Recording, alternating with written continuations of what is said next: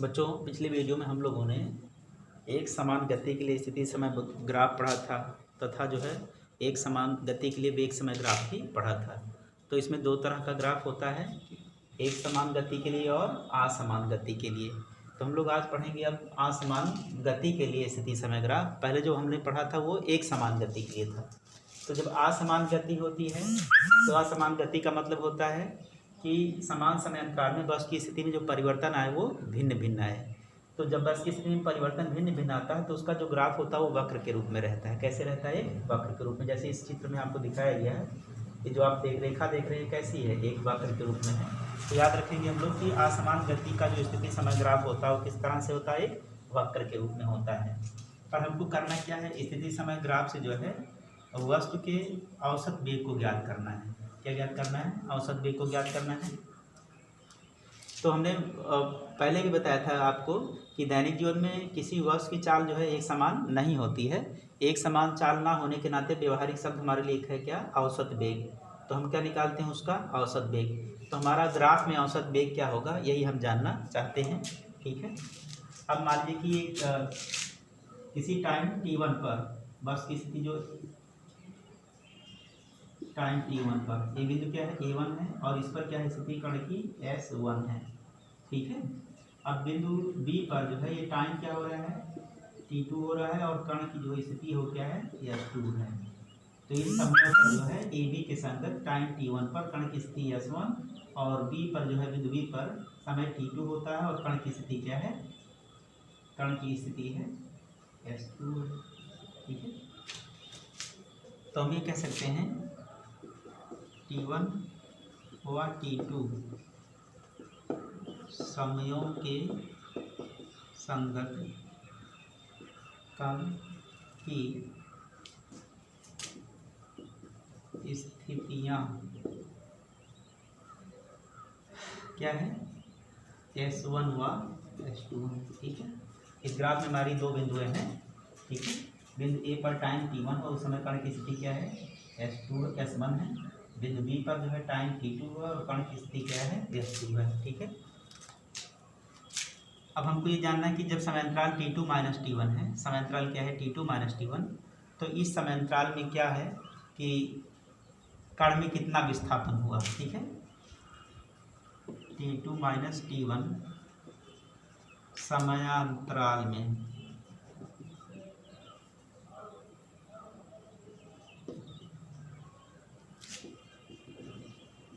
वस्तु में विस्थापन या ये कह लीजिए कि वस्तु की स्थिति में परिवर्तन। ठीक है। तो ये विस्थापन कितना हो जाएगा? t1 टाइम पर जो है देखिए s1 था और t2 टाइम पर क्या है? s2 है। अगर हम इसको आगे बढ़ा दें तो ये देख रहे हैं ये हो जाएगा s2 और ये क्या हो जाएगा? s1। ठीक है। तो ये s2 और ये क्या हो गया? s1 हो गया। तो यहाँ पर हम कह सकते हैं कि जो विस्थापन वो क्या है? s2 माइनस s1 है। s2 माइनस s1 इसके बाद इतने के बराबर हो जाएगा s2 माइनस s1। ठीक है। यहाँ पर बिंदु क्या हो गया कि तो कण का जो विस्थापन है वो क्या है? s2 माइनस s1 है। ठीक है। अब इस समयांतराल में वस्तु का जो है औसत वेग क्या होगा? t2 माइनस t1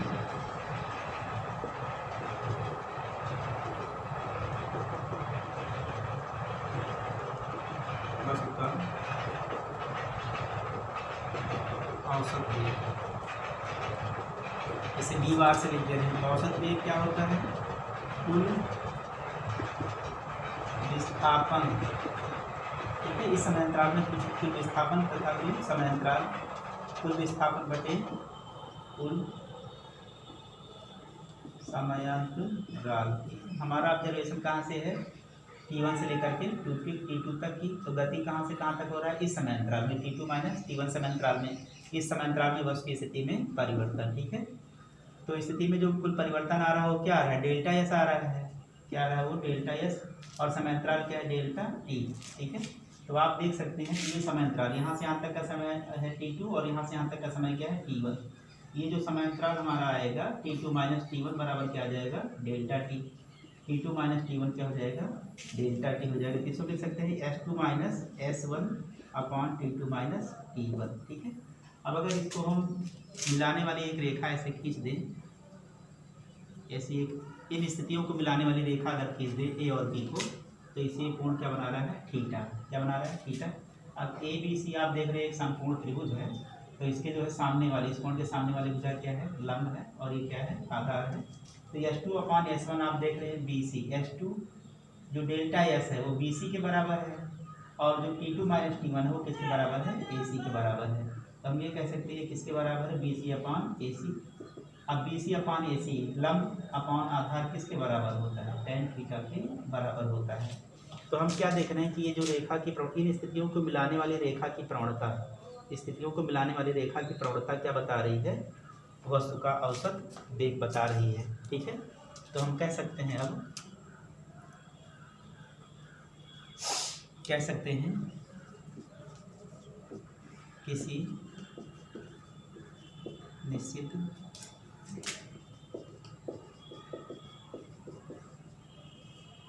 निश्चित समयांतराल में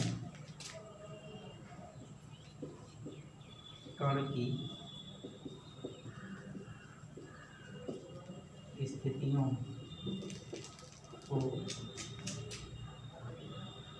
को मिलाने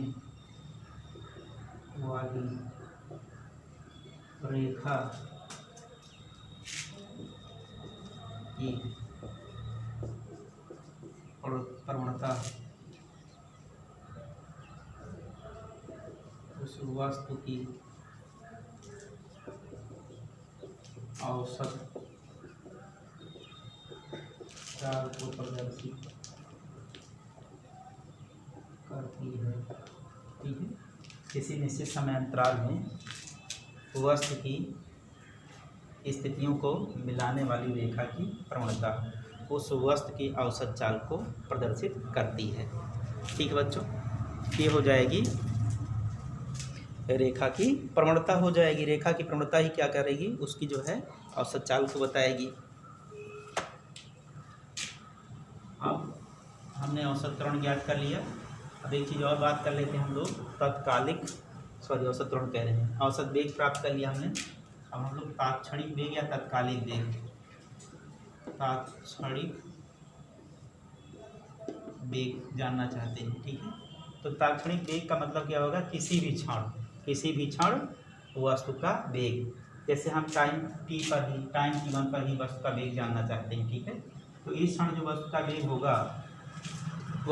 होगा उसी को हम क्या कहेंगे, ये तात्क्षणिक वेग कहेंगे। ठीक है, तो इस टाइम पर अगर हम जानना चाहते हैं तो इसके लिए क्या करना होगा, जो बिंदु बी है, ठीक है, बिंदु बी को ए के काफ़ी समीप लाना पड़ेगा, और जब इसको काफ़ी समीप लेकर के आएंगे तो इतना समीप लाना है कि एक बिंदु बी ए के पास आ जाए, बिंदु बी ए के संपाती हो जाए। तो इस समय जो रेखा की जो प्रवणता होगी वही क्या कहलाएगी, उसकी चाल होगी। तो जब आप इसको इसके समीप लेकर के आएंगे तो आप देखेंगे कि जो डेल्टा टी का मान है, जब ये इसके समीप लेकर के आएंगे, जैसे इतना समीप लेकर आए, बिंदु बी यहाँ पर है, तो आप देख रहे हैं डेल्टा टी T2 हो जाएगा। अब T2 हो जाएगा, समयांतराल कितना कम हो गया। अब बिंदु बी और नज़दीक आएगा तो समयांतराल और कम हो जाएगा, और नज़दीक आएगा।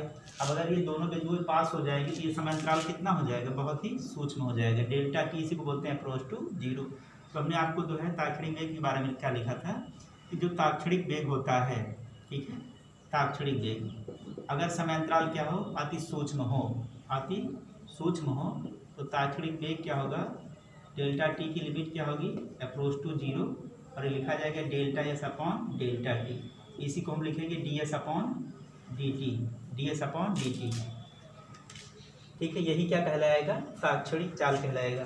तो जब जो है हमारा बिंदु बी ए के समीप होगा, यानी कि ए को बिंदु बी जो है बिंदु ए को स्पर्श कर रहा होगा, एकदम पास में आ जाएगा। ठीक है, एक दूसरे के ऊपर ना हो, एकदम में समीप हो, तो उस क्षण टाइम इंटरवल जो समय अंतराल होगा वो कितना हो जाएगा, जीरो तो नहीं होगा लेकिन जीरो के बहुत करीब हो जाएगा। ये जो समय अंतराल है वो जीरो के बहुत करीब हो जाएगा। इस समय अंतराल पर जो वस्तु का वेग होता है उसी को क्या बोलते हैं, तात्क्षणिक वेग। तो डेल्टा टी की लिमिट क्या है, अप्रोच टू जीरो लिखा जाता है, उसी को जो हो जाएगा delta S upon delta T, इसी को हम लोग क्या बोलते हैं, D S upon D T. ठीक है, ये अवकलन की भाषा D S upon D T.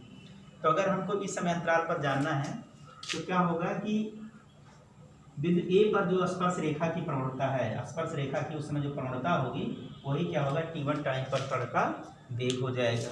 ठीक है, t1 टाइम पर कण का वेग हो जाएगा। तो इस तरह से हम क्या निकालते हैं, उसका ताक्षणिक वेग। यानी कि ताक्षणिक वेग हमको निकालने के लिए ये प्रवणता हमें चाहिए, परंतु इसके लिए क्या होगा, बिंदु बी को ए के बहुत समीप लाएंगे। ए के बहुत समीप लाएंगे तो डेल्टा टी का मान कैसा हो जाएगा, अप्रोच टू जीरो। जीरो नहीं हो जाएगा, जीरो के काफ़ी समीप हो जाएगा। ठीक है, तो इस तरह से हम क्या निकालते हैं बच्चों, उसका ताक्षणिक वेग निकालते हैं।